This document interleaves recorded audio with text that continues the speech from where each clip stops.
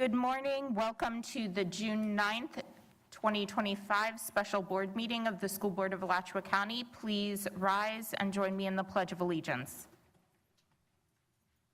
I pledge allegiance to the flag of the United States of America and to the republic for which it stands, one nation, under God, indivisible, with liberty and justice for all.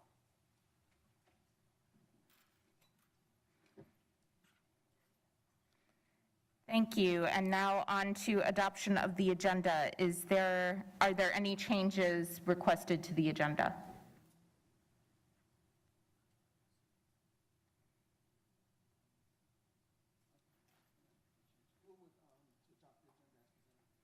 Ms. Surden moves to adopt the agenda as presented. Is there a second? Second by Mr. Vu. Is there any discussion? All those in favor? Aye. Motion carries unanimously. Now on to the Newberry Charter contract. Ms. Roll. Good morning, Madam Chair, Superintendent Patton, and board members. The superintendent recommends that the board approve the charter contract for Newberry Charter School as presented. The recommendation does not constitute a waiver of the board's rights in any legal proceedings, including the board's pending appeal with the Charter School Appeal Commission. Thank you, Ms. Roll. Is there a motion to adopt the charter contract? Move with superintendent recommendation. Motion by Ms. Surden. Is there a second? Second by Dr. McNeely. Now we'll move on to public comment on this item. Ms. Johnson. We have one speaker, that is Dr. Peggy Vermont.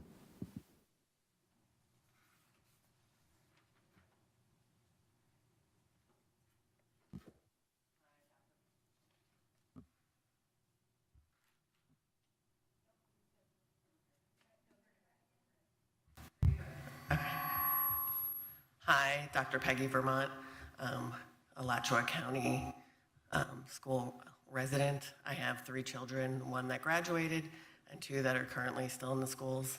I'm up here to kind of plead for you to modify your contract, and instead of putting a start date of, I think it was June 1st, 2026 or July 1st, to modify that to be determined. I think that there are still obviously the appeal by you, and I think some lawsuits that will be coming down. I don't know, I guess it would have to be Mr. Delaney in terms of what is legal, but I think it looks like you've all rolled over and decided that this is going to happen. And so putting a start date when there is currently an appeal is, I think, dangerous and shows the community, especially the majority of the community that does not support the hostile takeover of this municipal charter, which is illegal. So if there's a way to make a motion so that there is no actual start date when there's still lots of legality, that's what I'm suggesting. I'm also speaking on behalf of Brandy Oldman. She says that the budget doesn't work. There's more capacity than, or there's less capacity than currently enrolled, and taking away the portables would make it that there would not be capacity for the children. I'm also concerned about, with their ESC services. I've kind of read over their contract. It's a lot of fluff. And like Brandy says, the budget doesn't really seem to support their ability to do any of that. Regarding ESC students, it looks like they're not going to really have the capacity to have kids with significant needs. I think it says something to the effect of that they're going to have an IEP meeting and basically say, hey, you should probably go back to your district school. So there's lots of actually concerning things within the actual charter itself. Regarding the facilities, like I said last time, I hope as a resident of Alachua County who's paid into all of those facilities that you just leave it bare bones. There's many other schools in this district that could use whiteboards, desks, papers, pencils, all of the things that are within the school. So other than taking away the portables, I would highly suggest that everything inside is taken away. Again, if there could be a motion for the start date to be determined, I would suggest having that at this meeting. Thank you. Thank you, Dr. Vermont. Moving on to board discussion.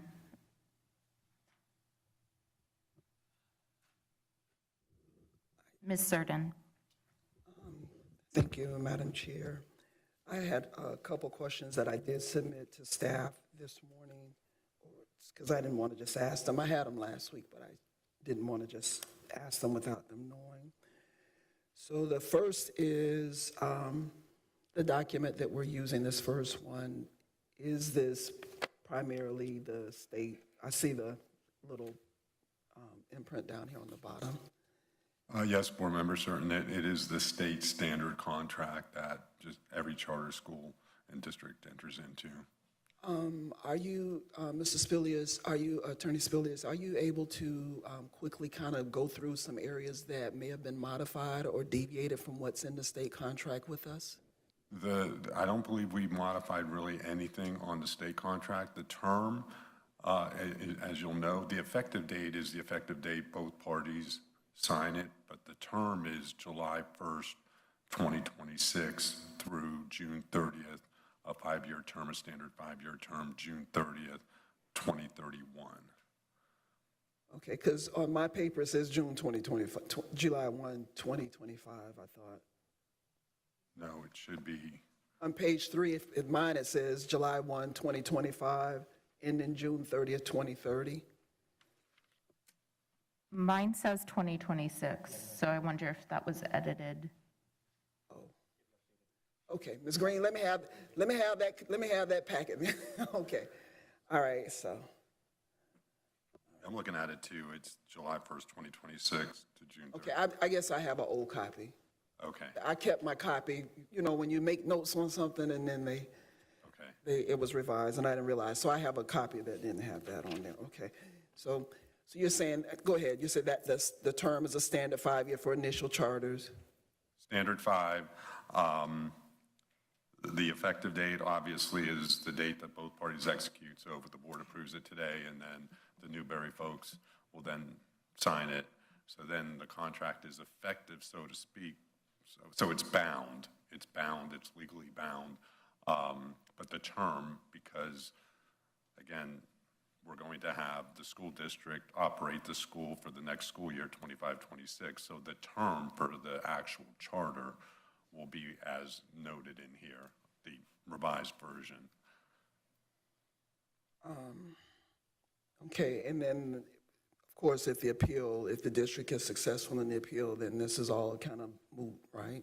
Well, so we do have the appeal. The appeal is still active, right? And I believe the date for that appeal to be heard before the Charter Appeal Review Commission, I believe, is July 16th. But we had to move forward with the process on the contract because there are statutorily mandated timelines that we had to follow. And we got, I believe we got word from the state that there would be no tolling of the statutorily mandated guide or requirements to enter into a contract. But, you know, we don't know what's going to happen with the appeal, but we do have a hearing date, so. Okay, so that's the reason why we're continuing on in this process. Even though we filed the appeal, we're trying to meet. We're trying to take two paths, kill two birds with one stone in the sense that we have our appeal, but we also have to meet the timeline that's in the statute, is what you're telling us. Correct. They're running on parallel tracks, so to speak. Okay. So I asked in section 3, page 10, where that kind of deals with enrollment and how that will be determined, because that really is a concern, being this is a school that was constructed back some years ago in the rural area to serve more than just the municipality of Newberry. I do have some concerns. But let me back up. We're actually here for because the vote failed but this went straight to the Charter Review Commission, and they actually said in the meeting, my colleagues, when I was there, the attorney said, oh, normally changes aren't applied prospectively, but you all just make a motion and go ahead and move forward. So they acknowledge that the parameters for the vote and all of that change, but they advised the Charter Review Commission board to go ahead with considering their application, even though the vote didn't fail. So I'm not happy that we're here and wanted to vote for it. So I feel like the deck was stacked against us. We're kind of having to go along and do this. But back to this, the enrollment, Ms. Stanford, would you help to how the initial enrollment will be determined, or? So if we go into contract today, the enrollment of Newberry's charter will be determined by our zoning boundaries as of today. So the students who are zoned to Newberry would have first priority to go to Newberry Community Charter. If they choose not to go there, we would provide them a school that they would go to under a new zone. But that would be who is there. Every 3 years, a charter school that's conversion can negotiate with the district to change the boundaries of their school zone. Okay, so we have a pending rezoning that we've been thinking about doing, but you're saying any student that's there now or in the zone as it exists today, not in our zone. In your zone a year from now, right? Okay, so we would have to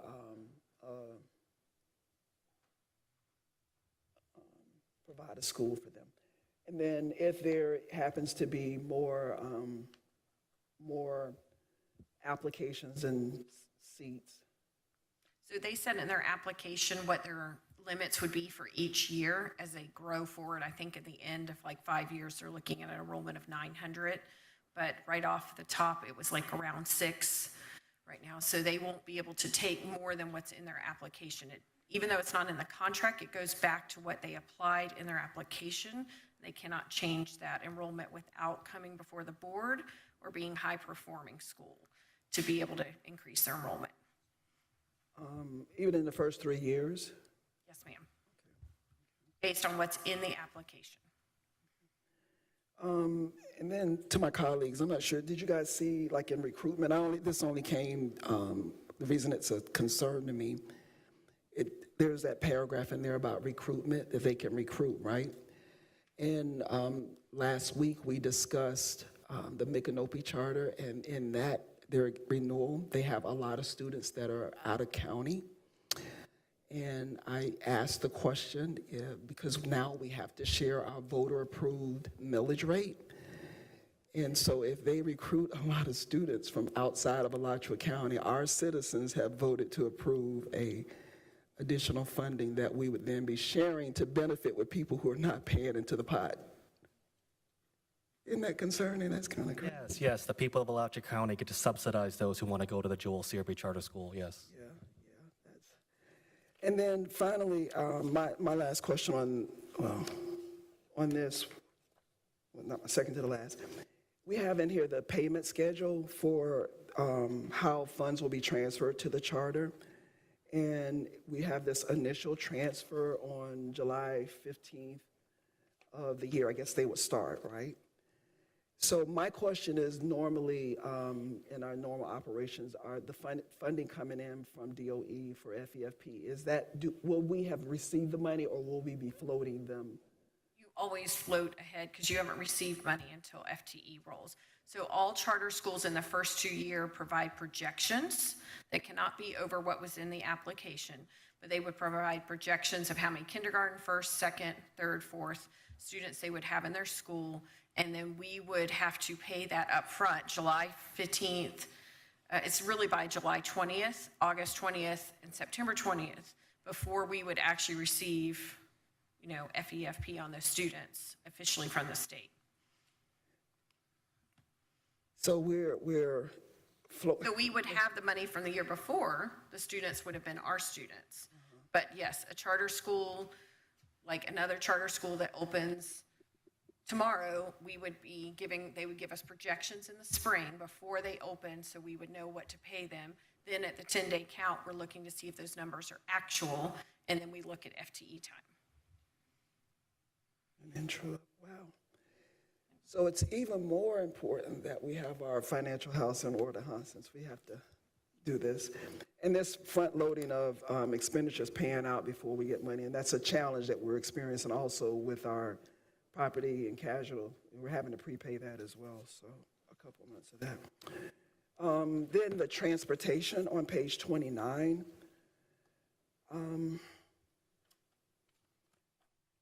Paragraph B in section C about this reasonable distance. The school and sponsor shall cooperate in making arrangements that ensure that transportation is not a barrier. What's that mean? So typically in standard contract, that is the language. Below that, it normally states beyond 2 miles. They did adjust and request that to be changed to 2 to 4 miles. So they are in their application providing their own transportation and food service, and transportation will be, they're providing their own busing.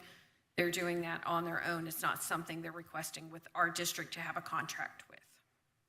Okay, I know that's in their application. I do recall reading that. So I guess the reason I'm asking this is I'm just trying to figure out what are we agreeing to here. I don't want us to be agreeing, the district that will be supplying transportation to their students, because if we have students, families that decide not to stay there, we then have to bus them someplace else. So I'm trying to make sure that we're not obligating ourselves for additional transportation duties for students that are not in schools with us. That's concerning there when it says that we're going to be cooperating to make sure that arrangements aren't a barrier to anybody attending.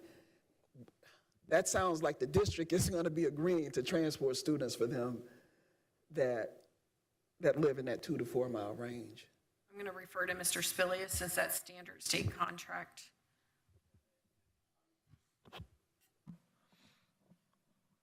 Okay.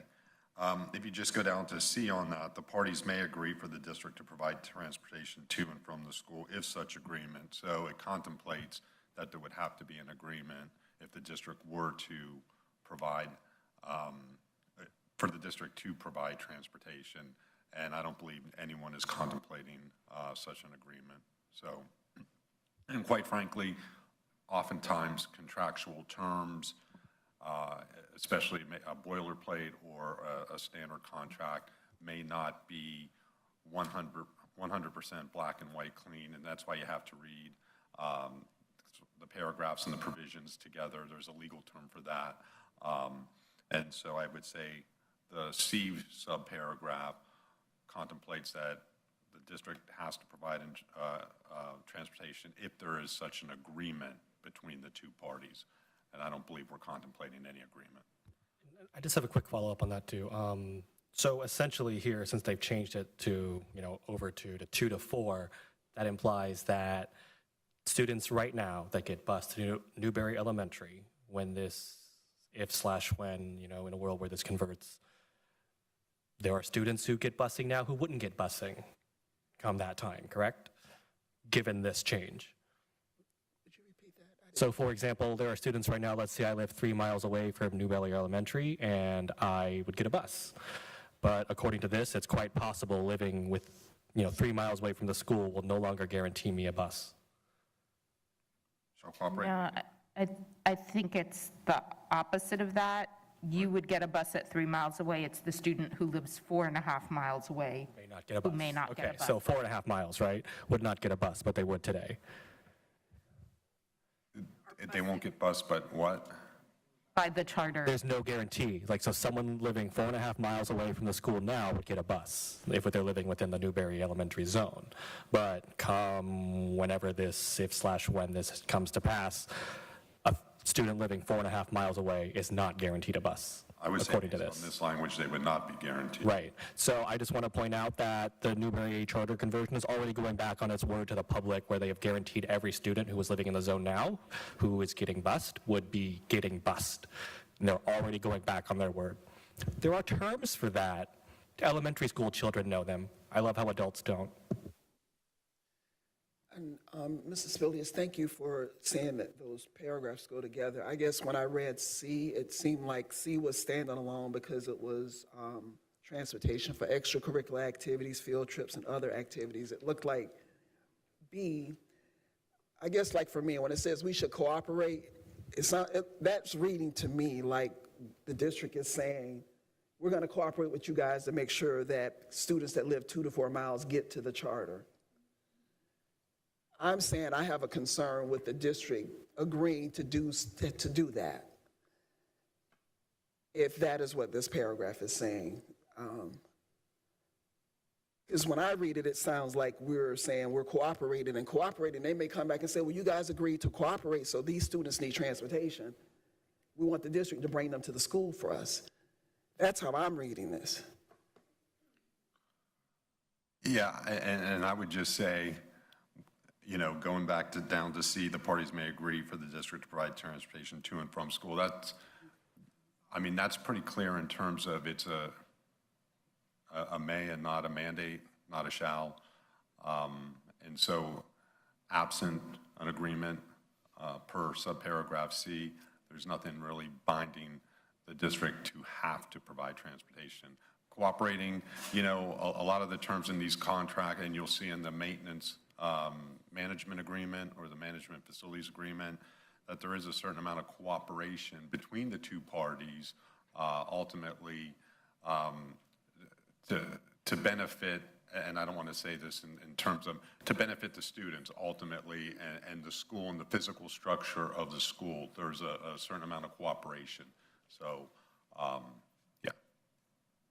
I guess the transportation, that we've had some challenges as a district in recruiting drivers and getting students to zone schools, you know, on time and all of that, as well as covering the cost because the state doesn't fully fund transportation. So before I sit here and vote to say that I'm going to agree to transport students to the charter, I got some reservations about that, but I'm going to have to lean in on the two attorneys that have worked on this to say that that's not binding the district. You know, if they want to enter in some kind of agreement with us, we could, but it would be, as I said, in Orlando. I can't obligate the whole board, but I said in Orlando that they would have to cover the full cost of that because the state doesn't cover that. And so for us to be saying we're going to pick up someone to do that, I think we have to make sure everybody is on the same page as it comes to getting students to and from school.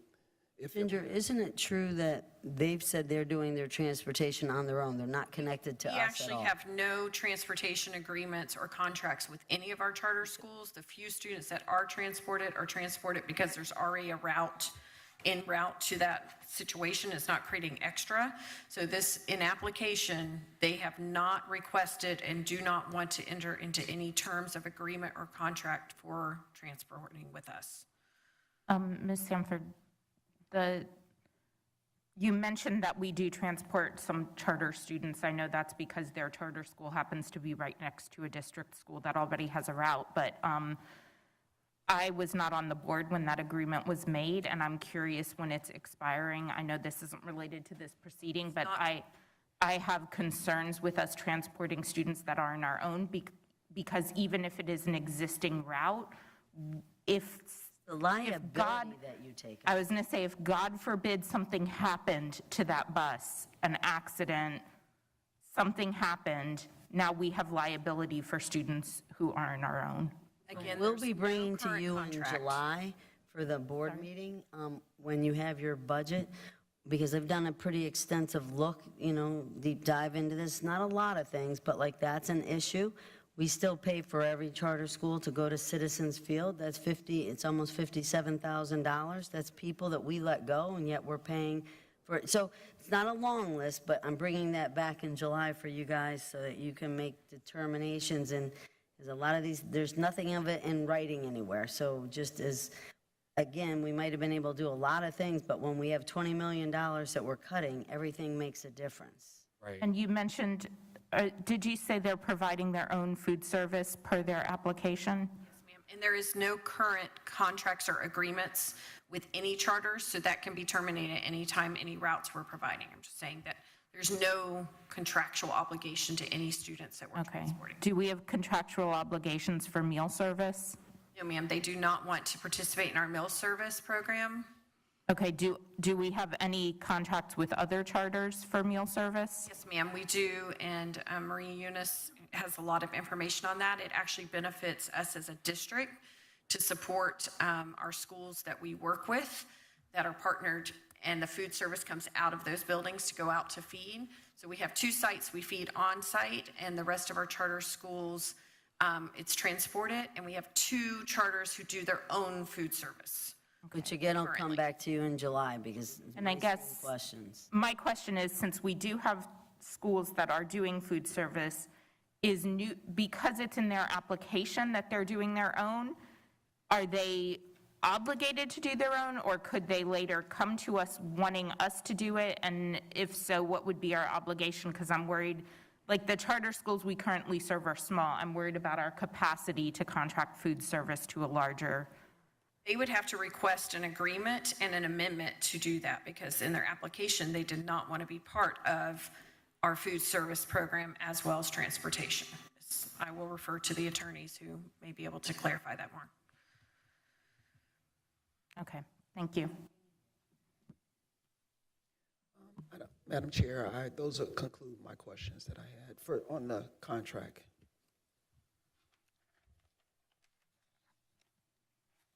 Does anyone else have anything that we didn't already cover as we went through? Mr. Vu? No, I guess it's from a Stanford too. So, when we're talking about oversight and, the public's ability to even make sure that this charter school is governing itself, I just want to see here that they only put in the minimum to meet twice per year. So in your experience, how often do other charter schools meet, and when do these meetings usually occur? So the charter schools have to publish their meetings on their website.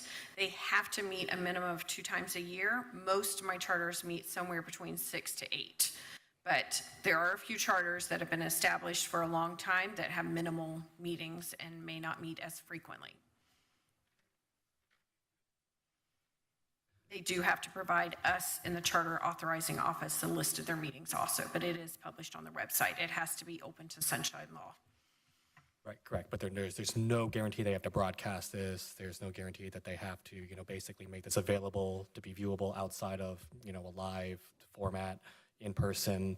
And then even then, they are required to publish meeting minutes, but then the quality and accuracy of them is. The How would you- meetings have to be notified publicly on their website where people can attend, and they have to be open. If they are not going to have an open meeting and they do it as Zoom, they have to provide a public link. All charters have to do that.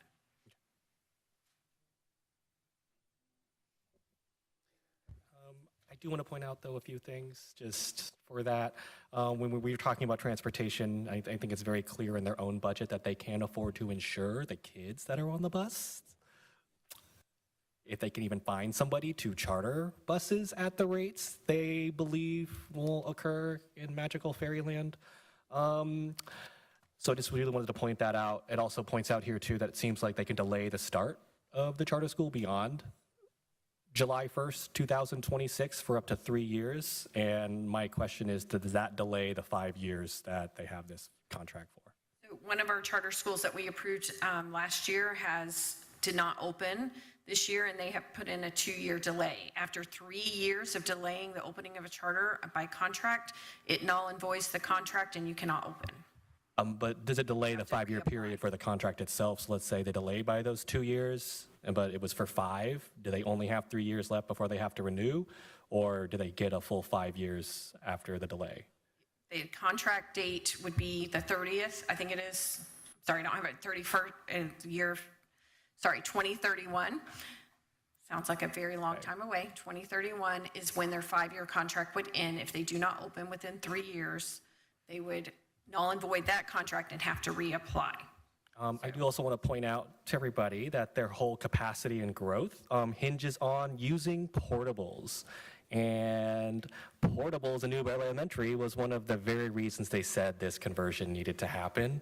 Yet here we are seeing a plan that requires and relies on portables. So kids will still be in portables. It's actually part of their vision for the school. So let's just point that out too. More things they said, yet they're doing otherwise, which is very on brand for them.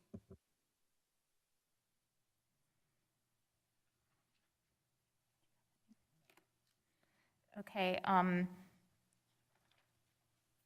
we're voting just on the standard charter contract for this motion. Before we vote, I just have one question for Mr. Delaney.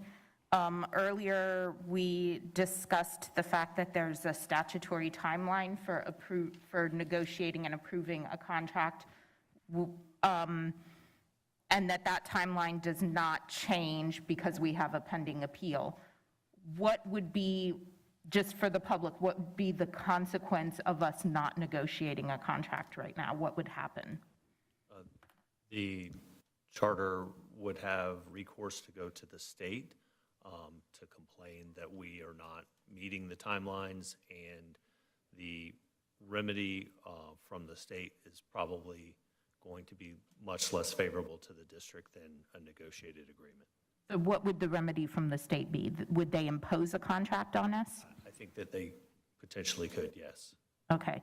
I just want to make that clear for the public because we can't not negotiate a contract, or we will be getting a contract that we haven't negotiated in at all. The state would impose a contract. Mr. Thomas, did you get your answer? Because I'm not sure I quite got it. So Ginger, where'd you go? Sorry. I thought I He asked understood about that the 5 years. set at 5 years, so if they delayed 3, they would only have 2 before they had to renew. Yeah, that's what I wanted to make sure, because I listened and said, I'm not sure that was crystal clear at the end of that. Okay. So on the Florida Standard Charter contract, all those in favor of approving? Aye. Begrudgingly, aye. Yes, begrudging aye for the Joel Serby Charter School. Okay, we have unanimous approval. So now we're moving on to the facilities management agreement. Is there a motion, or sorry, Ms. Roll? Madam Chair, the superintendent recommends the board approve the facilities management agreement for Newberry Charter School as presented. Is there a motion? Move with superintendent recommendation. Is there a second? Second by Dr. McNeely, motion by Ms. Surden. Is there any public comment, Ms. Johnson?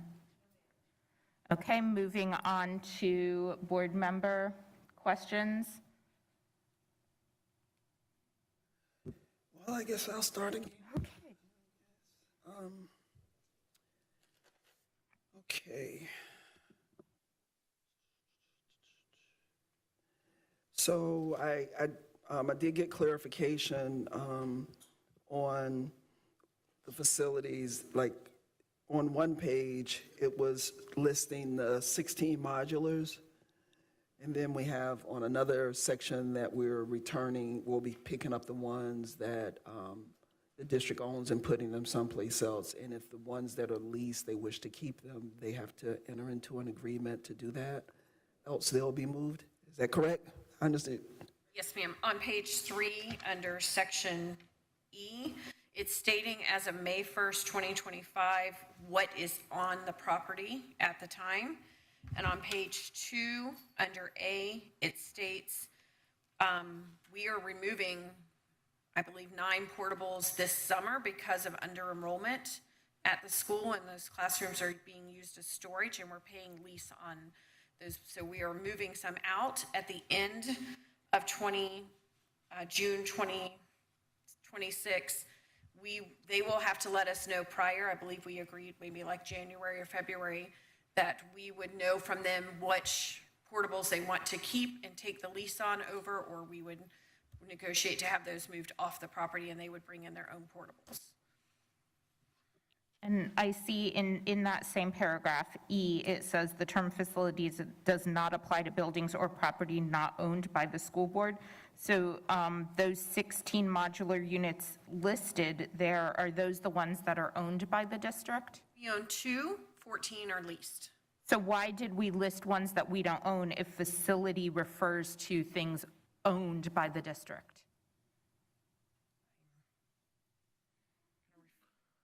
So I think we believe that we needed to just set forth and make clear everything that's there as of May 1st, and then what's going to happen with all of them going forward. And so we hammered out this subparagraph A to just make it clear that there's 7, there's 9, and that there has to be a decision made by the charter school by February of 2026. Right. I have no problem with subparagraph A. The issue I have is in subparagraph E.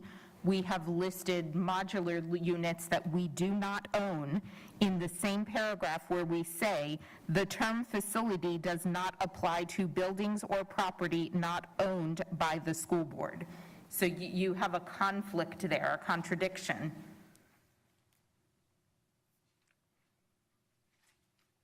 So But then it states, unless otherwise provided in the charter agreements, leases, and other agreements between parties. Right, but you're defining the facilities.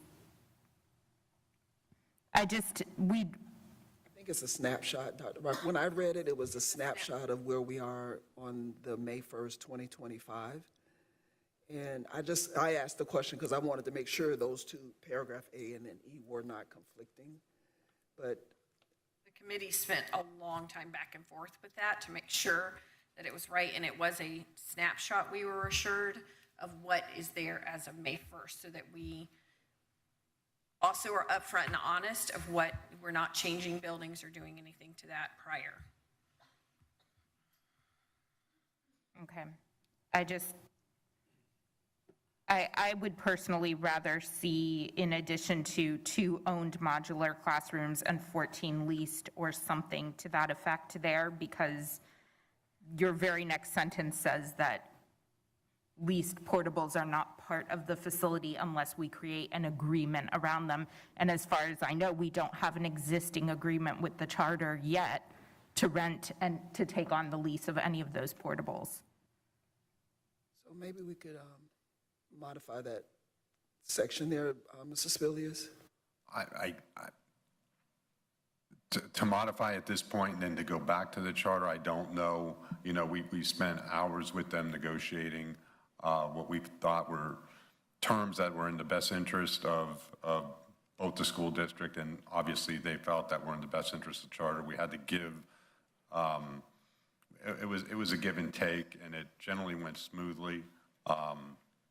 You know, But I guess for this right here, why would there be a give and take if we're just really stating what's there and what we don't own and what we're planning to remove out of there? There's no give and take. If we don't own the buildings, and if they don't want to rent them, they're going to come out. I mean, but if we say this is a snapshot of what is here today, make that really clear as of this particular date, this is what's here, and these others may come out. I don't, because initially when I read it, I was a little bit confused. That's why I actually emailed, a question about it. Isn't that what 2A states, though, too? That's my clarification as well. Like, doesn't 2A state what's coming in, what's coming out, and what will remain for? Yes, sir. Yes, sir. Right, and so does that account, in your opinion, Mr. Spilius, for these questions that the board's having? Open for them to make the choice to choose to rent them or for us to remove them at no cost to them on 2A. Right, yeah, because it says remaining 9, right? And so we're not obligated anything past that 9, and it's only their choice if they want to keep renting those 9. Otherwise, there are no portables. That was my reading. Well, there's 2 that are owned. Right. So, We're moving 7 of them. I mean, my concern here is that we're defining the facilities and we're including things that we don't own, even though that's outside the definition of facilities. And I'm worried that even with A, we can get caught. Like, I'm worried that we could be told, hey, you said there's 16 modular classrooms that are part of the facilities. Sure. I think, there was an interest in this snapshot was important to both sides because there needed to be some assurances that the district didn't intend a significant remodel and, demolishing buildings in the next, non-portable buildings, non-modular buildings, but altering the core structure of the campus in the year that we're still going to operate the campus. So there was a need to define what's currently there. I believe this agreement also makes it very clear that we do not intend to continue to rent or to lease or have any responsibility for the non-owned district properties. That's why we've got that date in January, February, where they have to make their intentions known, because that will be in response to us contacting the company to negotiate the removal of those modular buildings. And it was important to us to make sure that we had the right to remove the 7, that we do not want to extend costs to those this year when we do not need them, and that would increase costs to the district. So that's why in 2A, it states as of June 30th, 2025, those 7 portables, which include the 2 owned, will be removed off the property. Okay. So what will be left as of June 8th will be just rented portables? Yes, ma'am. So if the concern was making sure that we weren't going to tear down buildings, I don't understand why we've included what is mostly rented portables in a facility snapshot of what is owned by the district. I have an issue with that because it doesn't meet the definition of facility that's in that very same paragraph. Well, and Madam Chair, in 2A, it also starts, and again, there's legalese in this agreement, obviously, notwithstanding the foregoing or anything to the contrary herein, the parties acknowledge, and then it goes through the whole litany of how the process goes vis-a-vis the modulars. So paragraph A will override any inconsistency in paragraph E. Any misclarity or, which again, in contract drafting, a contract or an agreement oftentimes can be open to interpretation. There is no like batting 1,000 in contractual terms, every sentence, any word. So oftentimes there may be what can be viewed as an inconsistency, and that's why you have language like notwithstanding the foregoing or anything to the contrary herein.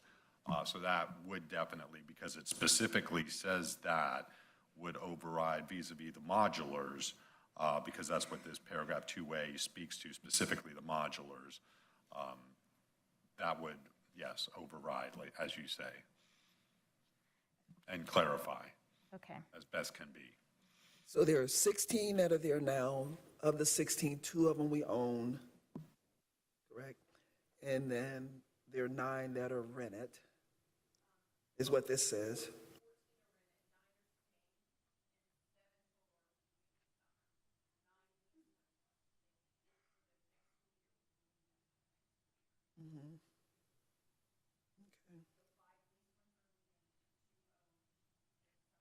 Due to under-enrollment.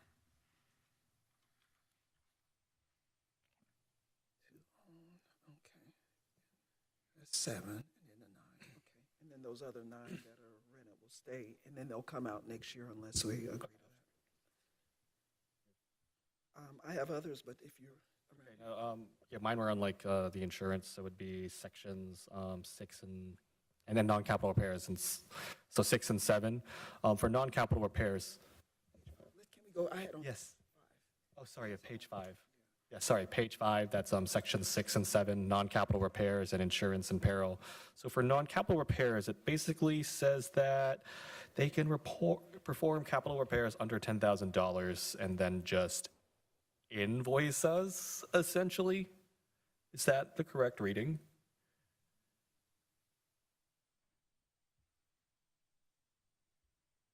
I mean, it says that explicitly in words, I'm just saying may, right? And so my question is, what's the oversight for that? Because I'm like, that's a lot of money, and at least with the district, we have a list of approved vendors, we ensure that all of our contractors are insured, that they go through the background check and screening process, they go for that FBI level 2 background check.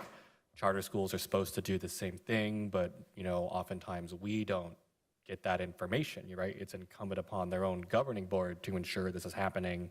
So what is really our protection to ensure that they're just not sending us crazy bills that then we feel obligated to pay?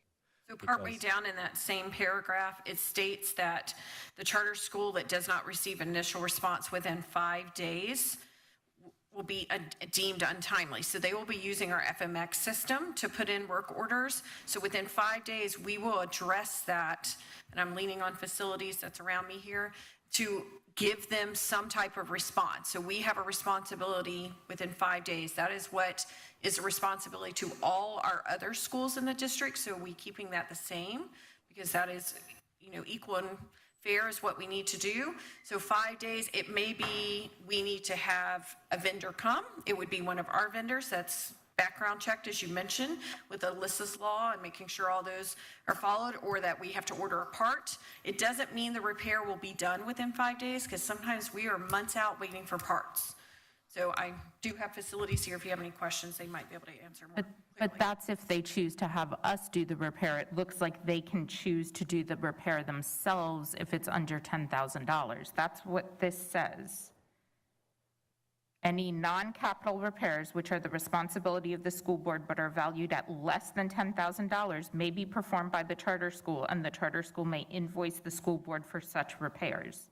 Provided the charter must first submit a work order for any such repairs to the school board's work order system as designated by the school board, and provide the school board a reasonable opportunity to perform such repairs. So we have first obligation to, they have to put it to us, and we have to give them they have to give us 5 days to respond before they could go outside of us. Okay, so the only way they're doing this is if we, for some reason, do not meet that 5-day obligation. Yes, ma'am.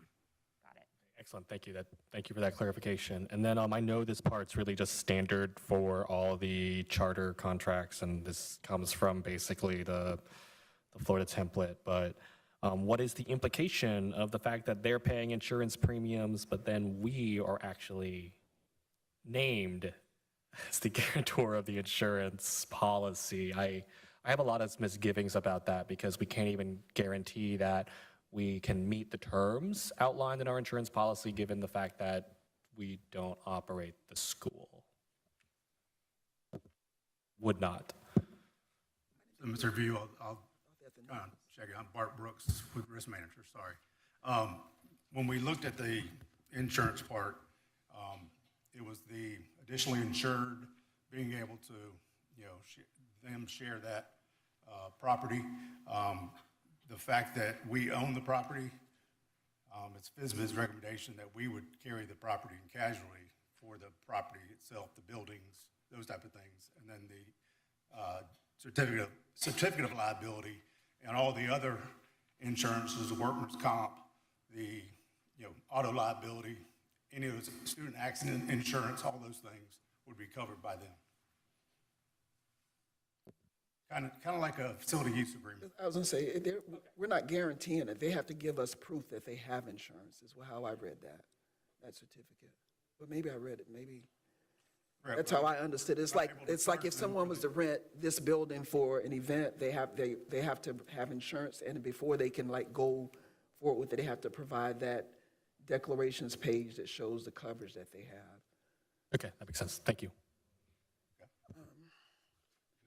So you answered my insurance. The question that I had in that non-capital repairs, the emergency repair type thing there, so facilities, I guess with all of these repairs and things of that nature right there, I just want to know, are we treating this charter the way that we treat our other facilities?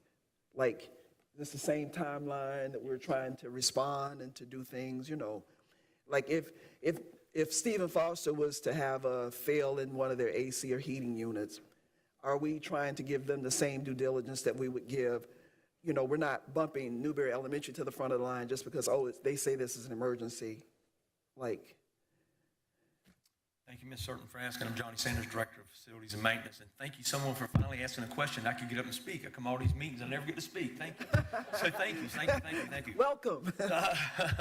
So that's a wonderful question. No, we're not insinuating that at all, and I'm glad you brought that up because we do rent some of our rental property out, or some of our district buildings, to other organizations, and they're expecting what you're asking right then. They're expecting a phone call to Johnny Sanders, and we send a man in a truck instantly, and we cannot do that. We have to maintain within the 5 days, and the 5 days might mean that we actually just go and look at it and order a part. It doesn't mean that it's repaired. I want y'all to be aware of that. We have to get the parts. We have to diagnose the problem. We might have to get a vendor in to help us. So that's a wonderful question. So no, we're going to treat them the same as we do all other schools in our district. So, thank you, Mr. Sanders, for that. And this emergency repair, you know, it says they can do things without notice, and I'm going to take it that there are some standard protocols that we're going to be giving to them, that if they're making any modifications to systems, where if it's something that's an emergency, that they would do work that's in accordance with. Like Mr. Booth said earlier, we're going to try to hold them, or we are going to hold them accountable, that if they use someone, they have to be just for lunch for background checked, and they just can't, no willy-dilly can just show up on the site and go to work and order stuff. A parent or something like that. And then just to follow up, talking about emergencies, who gets to deem a repair an emergency repair? Because that seems slightly vague to me, especially when it says any invoice received under this section shall be paid within 30 days of receipt. Shall, et cetera. But I don't see fully who gets to deem this an emergency. So if you go to page 3, an emergency repair is laid out in D. Yes. This is the definition. Emergency means a situation that endangers the health, safety, and welfare of students, staff, or the public, or jeopardizes a project. Like, even me, if I'm being like devil's advocate, I can see a lot of leeway even in that, to where one party could deem something an emergency because it, endangers the health, and it doesn't even say what level of health, right? And what truly endangers a health emergency. Like for me, it could be something like, oh, this isn't soundproof. This is endangering people's ability to hear and things like that, right? Like, and then could they say that's an emergency repair? We have to soundproof this room because otherwise people are going to, et cetera. Just something crazy like that I'm trying to prevent, and it's still unclear to me. Let's say we disagree that a repair was an emergency. I'm thinking that what would be constitute an emergency, like an environmental issue or something like that. If we had an AC unit down and we was growing mold, that would be an emergency that we have to repair. But it still falls within that 5 days, like Ms. Certain said. Any other classroom, we have an environmental coordinator would go out and inspect it. We have a foreman that's over the HVAC area that would see what was wrong with the units, and we'll get the ball rolling. We'll let the site know, the staff, the administration, and if we need to talk to parents, I've talked to parents before to let them know where we're at with getting the process fixed. I guess my fear is they'll act unilaterally and just claim something's an emergency and get it done, and then force us to pay a vendor that wasn't background checked. Mr. Delaney has a... Sure. There was an attempt to further define regarding the HVAC systems, and you can see that in the bottom of paragraph 6 on page 5. Those are specifically included. Contract drafting is a balancing act. We have brought you a 17-page agreement. We could have had lists of things that are emergencies and are not emergencies. In my experience, we could have had a 100-page contract, and it doesn't necessarily, it's not going to capture everything. There's always going to be a circumstance where like, oh, we should have added that to the list. So, and I think just because you can have a 100-page contract, that may not add more clarity to the situation. Just as we were talking about with Dr. Rockwell earlier, when you start trying to see how the different parts fit together and making sure that they interlock well. So all I can say is that we did address the concern that you raised. I think the HVAC system being specifically included probably does add a lot of clarity to what is a health, safety, welfare circumstance, or something that's going to cause the building to quickly get into further disrepair. Like if you're ignoring, if you're running a car and you know that there's no oil in it, that's an emergency because it's going to quickly cause more expensive things. So that was the balancing act that we were trying to achieve with this agreement. So I wanted to clarify, Mr. Sanders said the 5-day thing. Does that apply to emergency repair? Because what I can see is that either party may immediately and without notice or approval from the opposite party perform such an emergency repair. So am I reading that right? Does the 5 days apply to this? Let's say we have a hurricane or we're under an emergency and a tree comes down, they still would call for facilities depending on what's going on in that situation. AC is not working. We would try to address it as quick as possible. Mr. Sanders' team has a 5-day requirement, but they do have to get there quickly if we have a classroom that's well over 85 degrees. Those are health safety. Right. I understand that, but what I'm saying is the way this paragraph reads to me is that the charter school wouldn't necessarily have to even put in that work order and give us the 5 days if it's in that emergency category. Mr. Delaney, do you have an opinion? Am I reading that correctly? I think you are, but that's only if it's an emergency. And we do not want the health, safety, welfare of anyone on that campus endangered, which is in the definition. If they implemented a repair that we thought was unnecessary or not performed correctly, the remedy would be, we could have a discussion about whether there was truly an emergency or not. But the overall thought on this is we wanted this facility, which we still own and may very well come back into our possession, to be maintained at the same level as every other facility in the district. And so if a tree comes through a roof, Right. We do not want to wait 5 days to address that. Right. I mean, I understand that, and I think if it came in as a work order, we wouldn't wait, but this bypasses that work order system. And my concern, I think similar to Mr. Vu's, is that even just saying because this is, it's basically any failure in the AC or ventilation systems, which sometimes those are major failures, like we have mold growing and we have to address it right now. And sometimes it's a matter of this room isn't getting as cold as we want it to. I've got it set to 72 and it won't get colder than 75, but 75 is not a medical emergency. So, I mean, that's kind of my concern, is if you can bypass our work order system, now it's not getting the same maintenance as the rest of our schools. It's getting preferential maintenance. I hear what you're saying. It's kind of what Ms. Certain had said, pretty much the same thing, that, we can't prioritize the schools, have to address them as they come in. Like Ms. Stanford said, if there was a tree come down, if we had a tornado come through Newberry and it damaged Newberry High School, Oakview, and Newberry Elementary, how do we prioritize which ones first? Of course, our staff would be there, and the ones that we could get back up and going and get classes going the quickest, that's what we would address first. And then just two, it says shall be paid within 30 days in receipt. Let's say they had an emergency and they contracted somebody who was not following state law, just, considering their association with folks like Joel Serby, that's quite possible that will continue. Are we obligated to pay an invoice on repairs like this if it's done by a contractor who has not had their folks been level 2 FBI background checked? And, didn't even meet basic state laws and requirements in that regard? I think all work has to be permitted appropriately. I did read that in another part of the contract. It has to follow the state, clear the inspections by UF, because there are overseeing agency. I can't call what Suzanne calls them, but yeah, EH&S, they have to do that. I did read that later on in the thing. So you can't just have somebody come and do work that would normally require.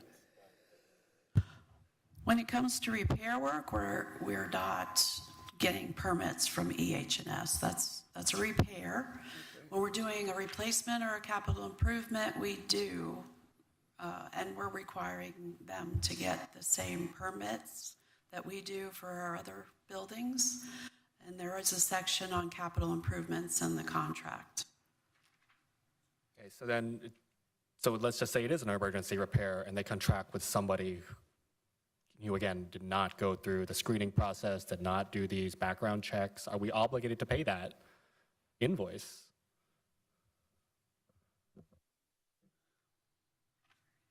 Does that be clear violation of state law, that they're contracting with somebody who didn't go through the screening process mandated by the state? The clearinghouse is coming up, and then all of a sudden, here we are having to pay a bill to somebody who never even should have been on the campus. I wonder if a more general question is, and Mr. Delaney might know the answer to this, if we wanted to challenge the validity of any invoice, like this wasn't an emergency, it shouldn't have bypassed us. Like or like Mr. Vu was saying, this vendor does not meet state statutory standards. What would be the process for doing that? We would deny payment, and then they would have available to them whatever remedies they thought they had. Or do we even have a basis to deny payment is my question on that too, because even if we know a vendor doesn't meet state requirements, but they use this emergency repair clause and then sent us an invoice, it literally says here, shall be paid. There is a very small list of requirements that charter schools are required to follow that also fall on traditional K-12 public schools.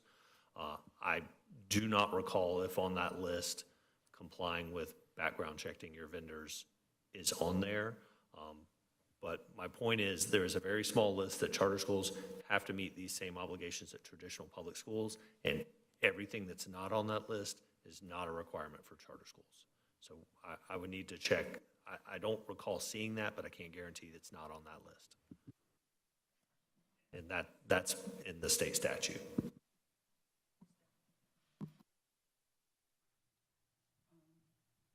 And then on page 7, my question, the preventive maintenance and replacement, it had like site utilities and drainage, and I just wanted to make sure that the site utilities was specifying like connections to utilities. Like I know like at my personal home, if there's a storm that comes and there's some damage, there's a spot that from one place where the homeowner is responsible, the other side of that, the utility is responsible. Is that what we're talking about? We're not talking about actual consumption of utilities, are we, here? Like actual usage of electric, water, wastewater, sewer. We're not obligating or saying the district is going to pay for that. We're talking about the infrastructure of utilities, correct? They are responsible for their utilities. For their on a usage. daily basis. Okay, all right. I think we've kind of gone through that. And then on page 9, the facilities, the surveys, and inspections. I see here where they're agreeing to let us come in and inspect the facilities every 6 months. But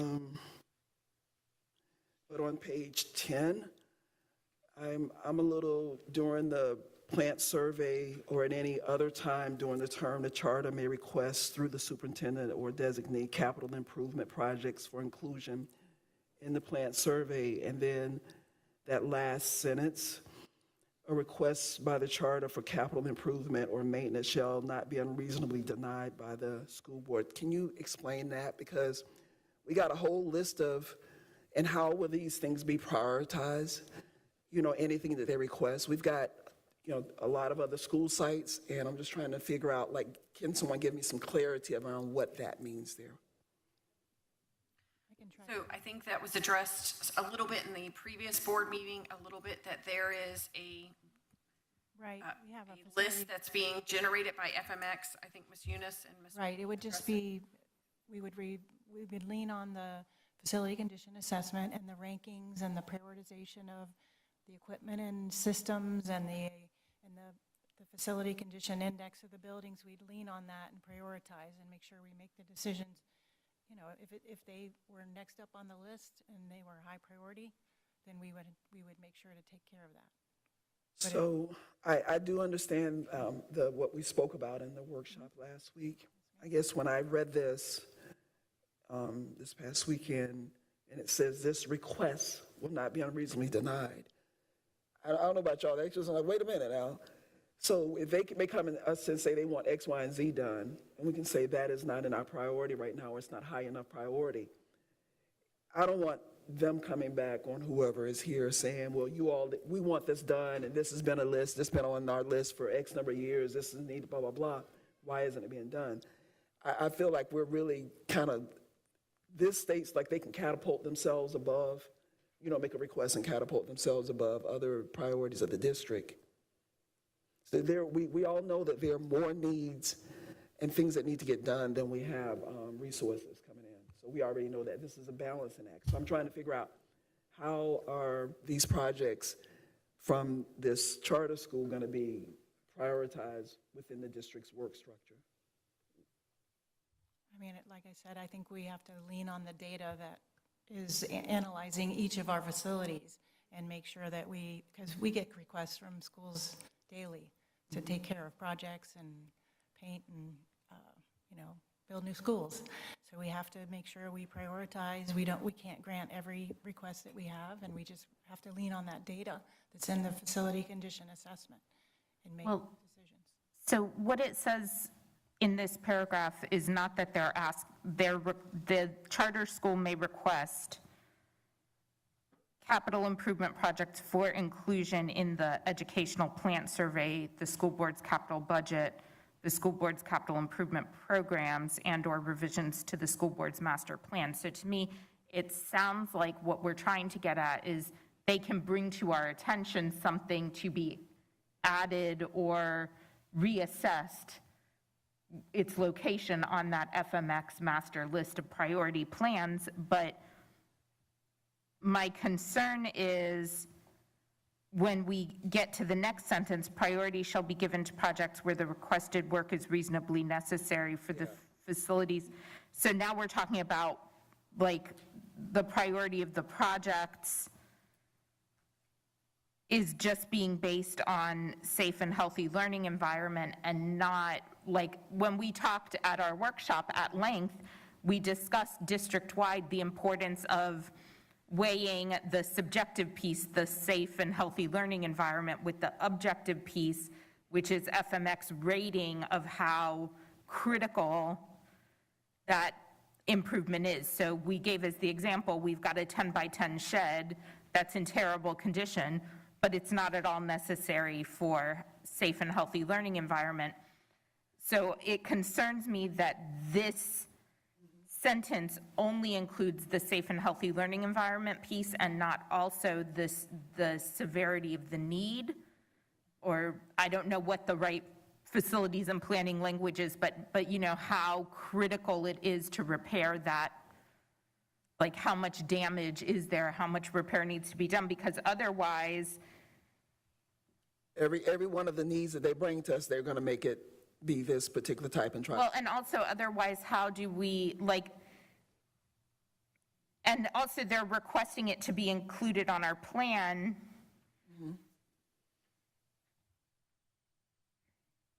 So a request by the charter school for capital improvement or maintenance shall not be unreasonably denied. That's the other piece I have an issue with, not even the unreasonably denied, but in the rest of the paragraph, we're talking about adding it to our plan, not immediately doing it.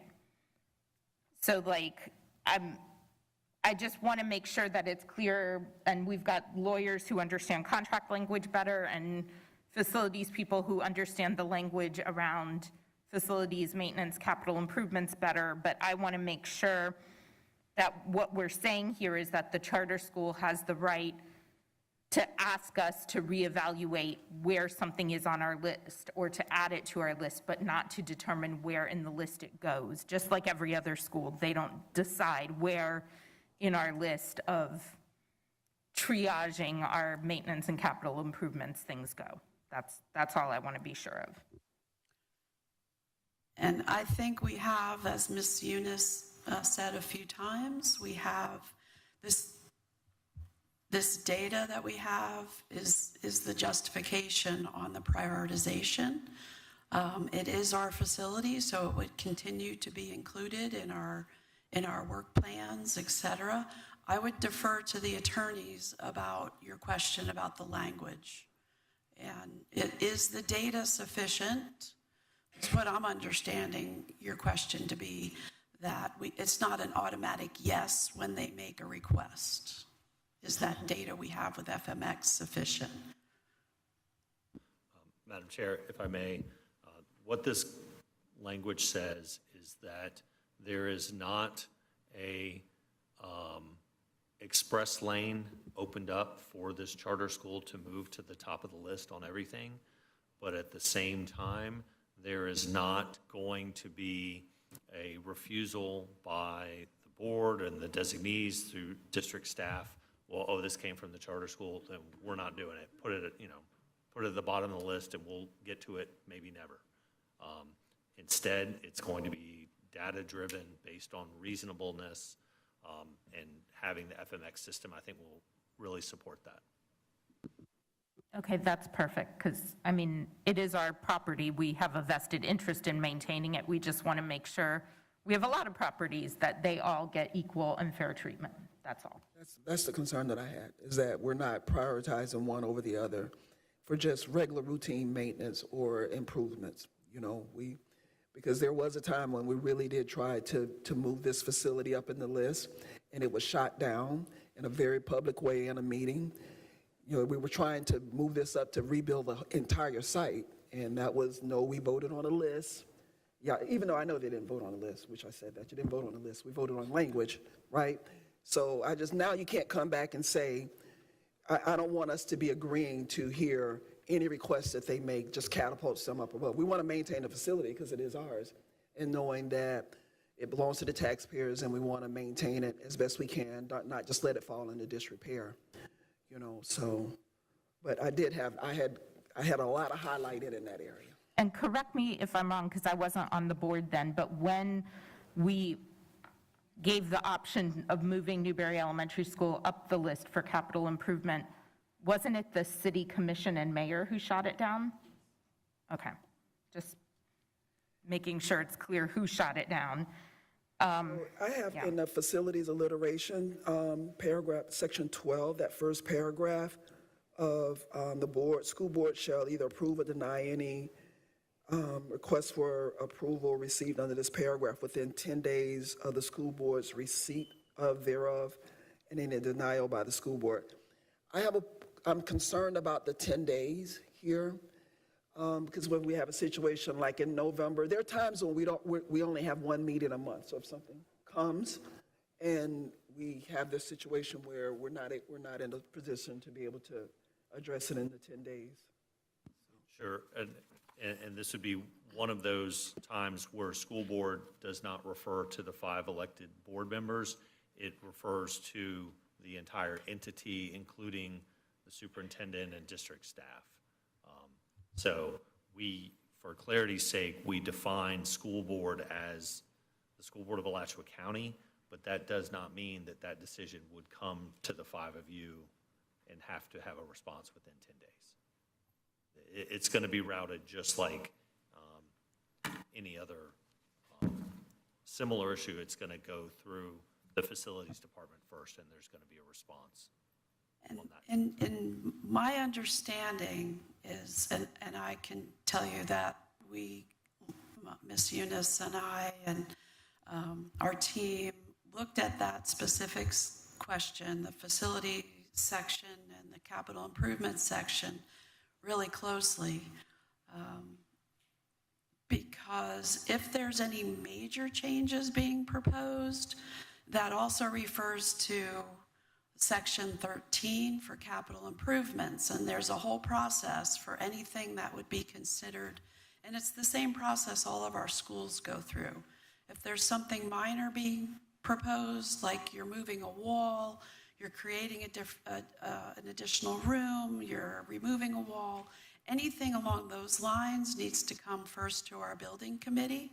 And in the building committee process, we look at what's proposed. We have our entire staff there. We have maintenance team members. We have Mr. Brooks. We have Chief Pelton. We look at it as a collaborative body to see what's being proposed, what the fund source is, and if it's something major, that would be more of a capital improvement at a level that would require design and greater funds, then that would be something that would be brought to another level. So I think there's a lot of language in there to protect us. One other thing that I was really adamant about was that we kept that building procedure in that contract, the building committee procedure, as well as everything that we need to adhere to, that they're also adhering to, the state SREF requirements, the building code requirements, the electric and fire code requirements, all of that's in there. So if this facility comes back to us, we're not going to have to make improvements to meet those codes. Yeah, I saw that on the bottom of page 10. That was good. Dr. McNeely. Ms. Nguyen, I would imagine that before we got to this point, that both sides have looked at the facilities. You have really deemed what is proper as far as needing improvement at this point or none. And so I'm holding this team responsible, both sides, as to what's happening now with the facilities. Everything has been checked out. The attorneys have agreed. I'm thinking that we are on the right track at this point, that repairs have been done, things that need work orders are there. I'm just asking, because I see that we're going back and forth here. So Dr. McNeely, we answer the work orders as they come in now. So your question is, I think that the school is actually in good standards and in good condition. There's some of the systems that we're a little, we're fighting with, maybe intercom, maybe fire alarm, but we're doing them district-wide. As Ms. Certain said, we're addressing them as we do other schools. We're not putting a priority over other ones. We're staying on task for those to make sure that they're up and running, they're proper, and they shouldn't give the charter school any problems. Okay, thank you.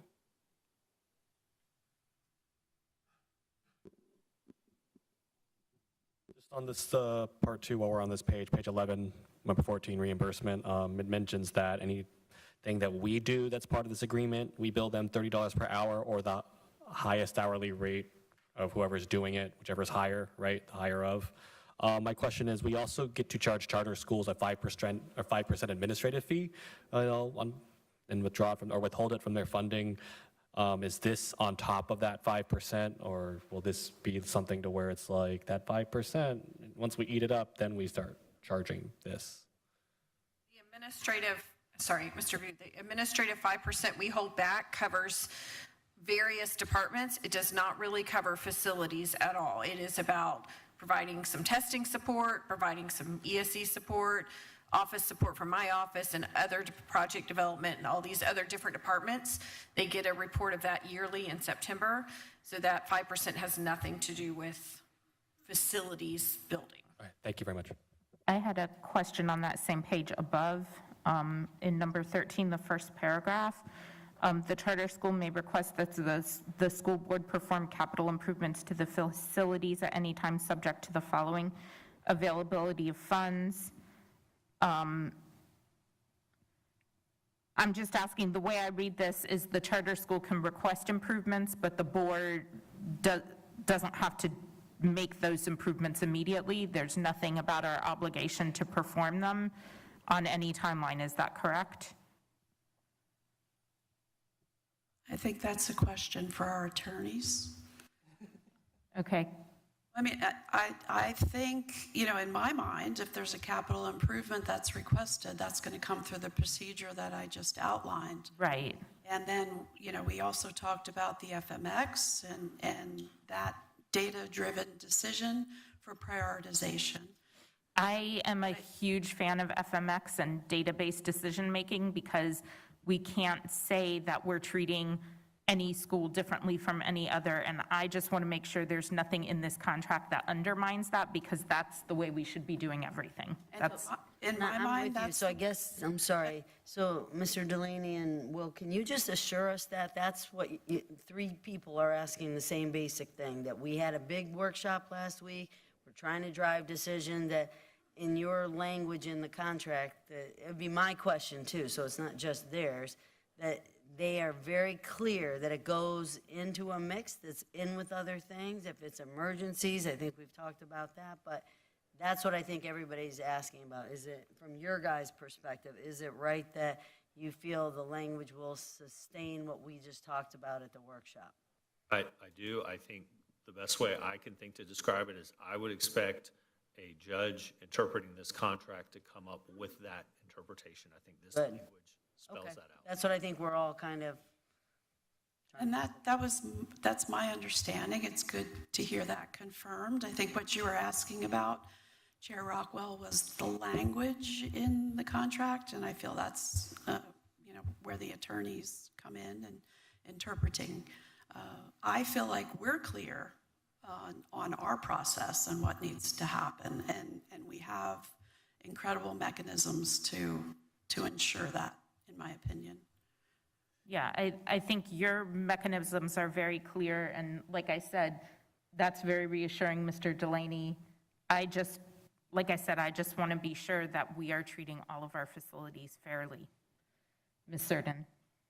Yeah, no, just pretty much you said what I was going to say and what was my question. I had a question in that, or had posed that to staff in my email earlier, in the sense, because we all know that those of us that were here doing the conversion, that maintenance was like a big thing that they were talking about in that, and I know that our staff has tried to do a very good job with limited people and limited resources of addressing all of the work orders and things that come in. So I guess I want to reiterate in that we have this facility here, that it does not get to catapult above everyone else. We have, if there are 15 AC issues, Mr. Sanders and his team don't necessarily just go to Newberry because they're a conversion charter. We have to address them all, and which, when the ACs come on, when school starts back in August, how we have all of those issues that just kind of pop up.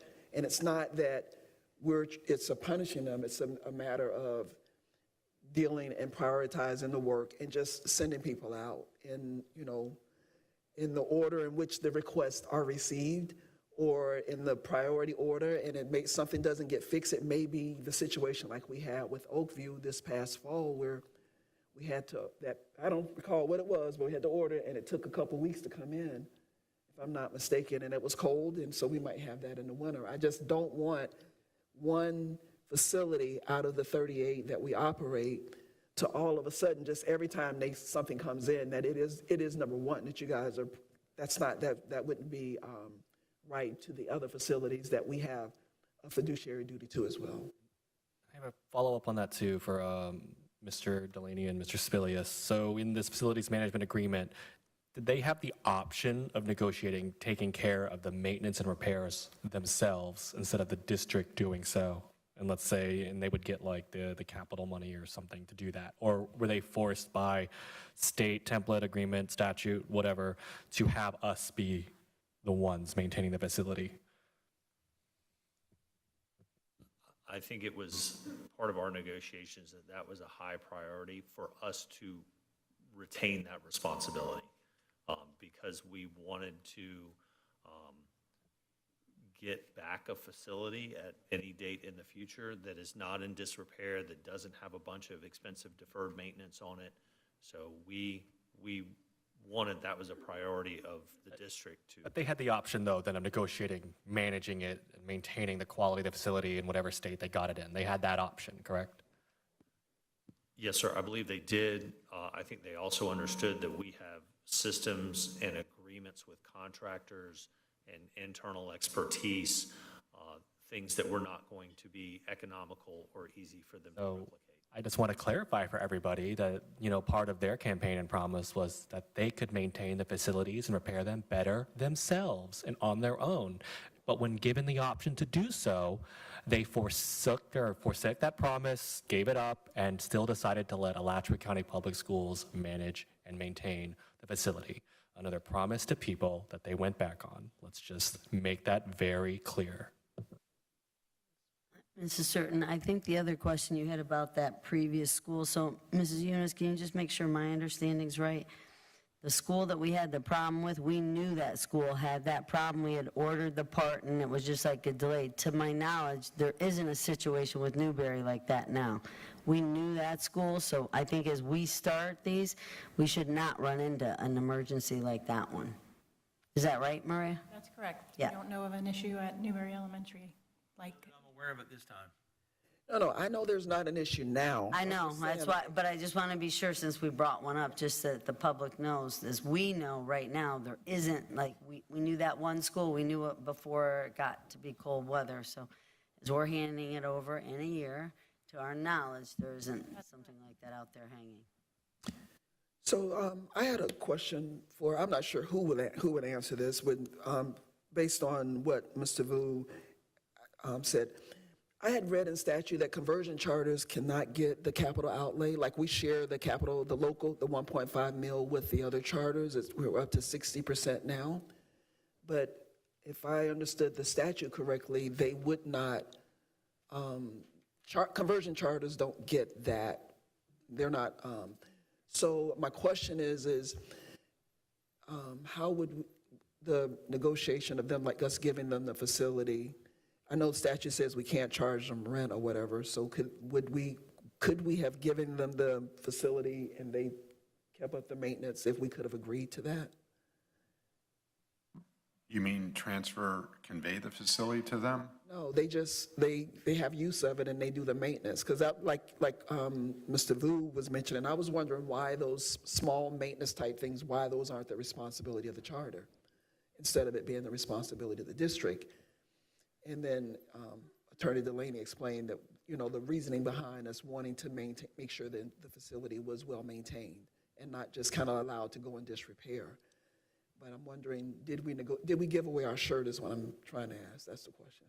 I think the concept that we were working from as district staff was, and Mr. Delaney has mentioned it, that for us to continue to exert some semblance of control, so if the building and the facilities do come back to us, they're in good shape and we wouldn't have to pour a lot of money upon receiving it back. So Yeah, but they could have said no to, us doing that, right?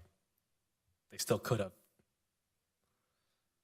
They still could have said no to us, being in charge of maintaining the facility. They still could have said no. So Ms. Certain, I'd like to answer that if I could. So one of the things that we brought up, we was concerned about, and not accusing the charter school of doing this, but let's just say that an air condition went down in building 1019, and they did not actually need that room. If the charter school decided not to pay for the repair and moved to another room, moved the children somewhere else and left it vacant, then it could grow mold and some different things. And then if we did take back the building at a later date, that we would be responsible for cleaning all the mold. So we kind of wanted to be in earshot when things are tearing up, where we can make sure that it didn't create more problems that was unforeseen. Okay. Right, so ultimately they did then make a choice and decided that they couldn't do it better, despite saying they could. It's so on brand. It's like trying to decide between bad and badder, worse and worse. So thank you all. Thank you, staff and the attorneys, for trying to maintain something to put us in the best possible position to go forward, That's all I have, Madam Chair. I don't have anything else. Does anyone else have anything else? Thank you, staff and attorneys. Thank you. All right, then with that, all those in favor of approving the facilities and maintenance agreement? Aye. Grudgingly, aye. Okay, that carried unanimously. Thank you, everyone. This meeting is adjourned. Wait. Oh,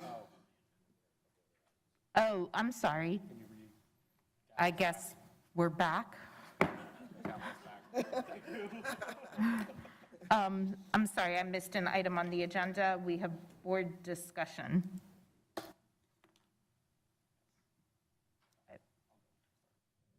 So one thing about this is that, it really does seem like the state has stacked the deck against us. We pretty much our hands are tied in so much of this. But one of the things that I've been really concerned about is those students currently attending New Barrel Elementary and will next year, but have no intention of staying if/when the conversion occurs. And for me, I really do, and I have said this a lot, but I really want to keep pushing this idea that we help facilitate all the students who no longer want to go to Newberry Elementary, who want to go to Archer or Irby or Alachua, or even or High Springs, and that we prioritize being able to provide them transportation this year, because we'll have to next year as well. And for me, I would love to just to find a way to make the transition as smooth as possible. So there is some level of continuity for these students, because I've heard from a lot of families that have no plans on going to Newberry Elementary next year just for this reason. But it is a big burden if they have to provide their own transportation this year or this coming school year. I actually agree with Mr. Vu on that. I think we discussed it some. Ideally, I would have liked us to have the school zones that current Newberry students will have for 2026 announced already, so that students who wanted to switch over earlier could be given priority zoning exemptions this year with transportation. I realize we're pretty late in the game for that, but I think that we should definitely prioritize zoning exemptions for any Newberry students who want to go to Terwilliger, Archer, Idlewild, Alachua, and High Springs Community School this year in preparation for next year. I think especially if I was a parent in Newberry who had an incoming kindergartner this year and knew that I wasn't going to stay with the charter school, it would be a huge benefit for me to be able to move my child to the school they're going to be at now. So I think that would be a wise thing for us to do. I concur with Mr. Vu. So I partly agree with you guys in the sense of us giving some priority, but I think we have to narrow that circle. We can't agree to transfer students that live in the Newberry district to 4 or 5 different schools. I'm saying that because you guys threw out several different names. I think we have to allow Dr. Patton and the zoning and those staff to really look at when we're formulating zones and where they would go, and we do that, because we cannot, the transportation department cannot transport students to Archer, to Williger, to Norton. I heard Alachua, Irby. We can't. It's just too many. That's too many choices. And if we give parents that many choices and saying that we're going to provide that is going to stress and already stress staff-wise, but also financial. Remember now, the state does not fully cover that. So I Cover about 60%. Are we at 60? I thought we were at that 50, 55 or so. We were trying to get to 50. On a good day, it's 60. I didn't know we were here. It's way under 100, that's for sure. Way under 100, yes. Okay. So I guess that I don't want us to throw out so many options for parents and incorrectly set the expectation. But I agree with you all and us really looking at that and there not being this change. We know that redrawing attendance zone lines is very contentious. It gets punted on every time, but we really are at a place, we were at a place 2 years ago when we were trying to get that done, that we need to get it done, but now that is something that needs to be looked at. So I can agree with you on us giving, kind of prioritizing that, but I don't think we can give that many options because of not being able to. I agree with that. I think it's just more just the idea of just those are the potential, but I really do feel like Dr. Patton, I don't know where you think it's practical, but that for any family that wants to not attend Newberry Elementary School next year, they should have a transportation provided option to go someplace else. It doesn't have to be the list that we mentioned. Right. Do you feel like that's practical for us to provide like right now, because I think it's very important and necessary. So are you all okay then with, this would be, I'm sorry, this goes outside of our attendance boundary. Could we make a reason? Is it a hardship or what, is there a reason? Yeah, it would be a hardship because they'd be losing their traditional public school to go to potentially within a year's time, and then that transition between schools can be prevented. I Yeah. just used hardship. Would you agree with that, Mr. Delaney? Sure. I think that that could be one of the reasons it could be approved. Okay, and then secondly, so we'll take a quick look then to see where those, we've already been looking at things, so it's not something new, to figure out where those 2 or 3 and get with Maria's team to really say what's the most efficient use of our busing, try and draft up some kind of a letter, email, whatever for parents, making sure that they understand that it's up to a point, like if everybody happens to choose the one school, then if it goes past 90%, which is our standard rule, that we would say no, and then you could go to a second option, but we could ask them to, what's your first, second, or third choice of the schools too? And then if you're good, we could email that to them, because we could get a hold of them and then potentially do a meeting out in that area. If that, helps them with questions, I mean, I would think that would help them. We kind of talked about that at one point too, that to facilitate those conversations, because it could be many, or it could be none, or it could be a few. So I think those were the big things that we had spoken of.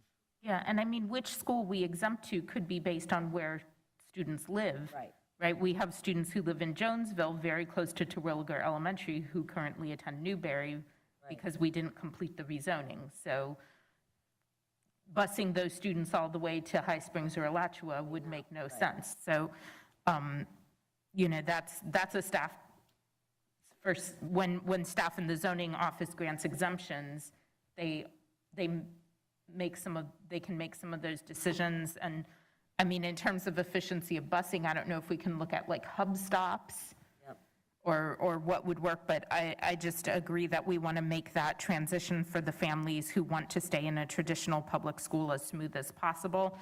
And also that will give our Newberry Charter Board some better idea of what their enrollment might be and whether they can open up enrollment outside of their current zone. Knowing, the more you know ahead of time, the better. And we'll put language in there too, something along the line that if it gets rezoned, that area, and when we technically do the whole thing, that they could stay there, but it would be without transportation in a year from now. You know what I mean?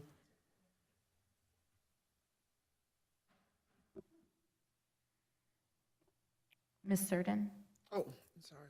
I said what I wanted to say. I don't want us promising the bus kids all over creation. That's it, so.